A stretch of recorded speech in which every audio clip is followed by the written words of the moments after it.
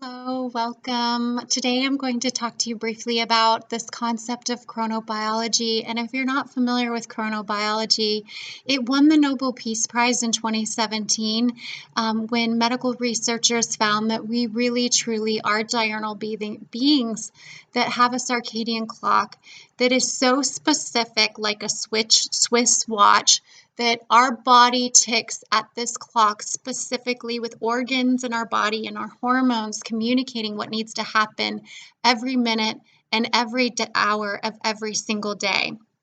So let me give you some examples of what this looks like. We know that women, for example, are supposed to have a menstrual cycle on the lunar cycle, which is 29.5 days. And that would be an example of our chronobiology. Another example would be like children have a timed clock for when they're supposed to grow. It's not like they are born and they don't grow. Their body slowly over 18 years grows, and then it has a timed clock to stop growing. Another example that I wrote down is there's infrared cycles. So every 90 days, our body switches with how much sun exposure we're receiving. Certain people wake up at certain times of the morning and other people wake up at other times. Some people go to bed earlier, some people later. So basically, our body has this really innate wisdom. A part of chronobiology is even epigenetics, the body's ability to turn on and off genes that can cause disease. So, 5,000 years ago in traditional Chinese medicine and Ayurveda, they didn't have modern science. So they had to go by the lunar and solar cycle to figure out, what was going on within the health picture.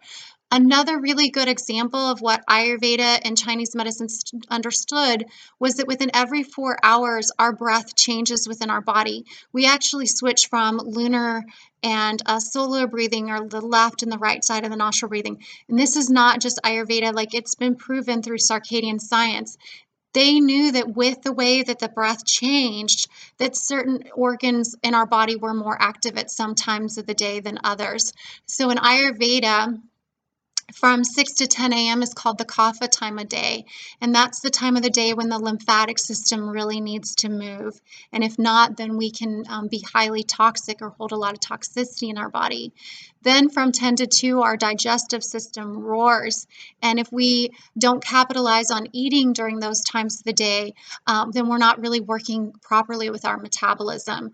And then from 2 to 6, it was considered the vata time of day. And that time of day is either when, like people get that afternoon slump, but it can also be a very active time for the mind for people. So and then this cycle repeats itself in the evening hours in different ways, and different organs of the body are more active at different times.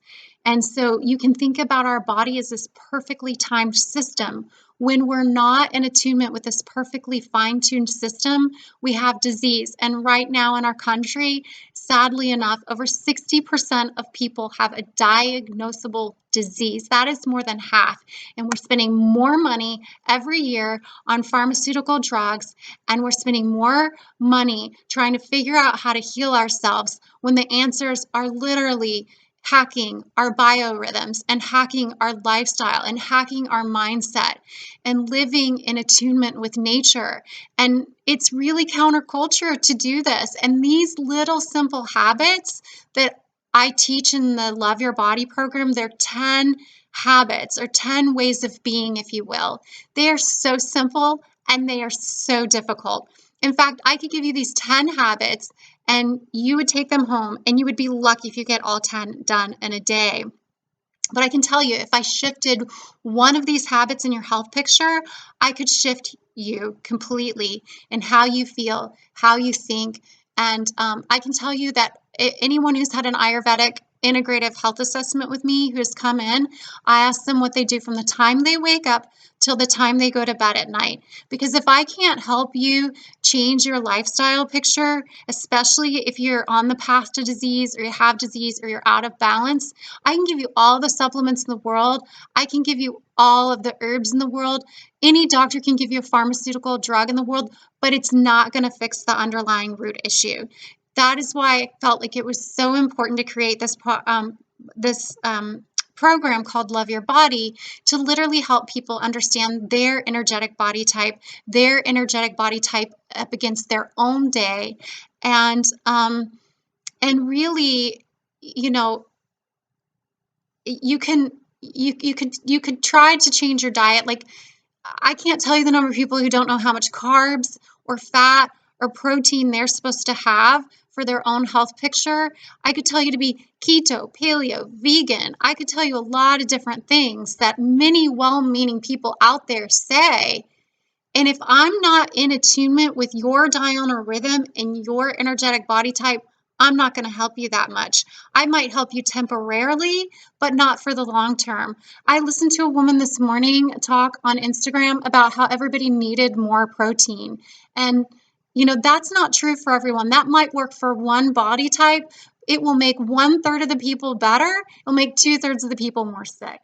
So, until you understand chronobiology, until you understand your own energetic blueprint, I'm talking about your DNA, I'm talking about your specific energetic body. When you understand that and you biohack your own energetic body type, you are on the pathway to health. 60% of people have poor quality sleep. People are using caffeine to get going in the morning, stimulants to go to bed at night, and really, until we take this self-responsibility and step into honoring our own code as human beings, we're going to continue to suffer. So give me 10 weeks in 2020, and I promise you, I will shift your future if you truly devote your time with me. And the people who sign up before January 1, it will include an Ayurvedic assessment with me. Thank you. Have a good day. Happy holidays.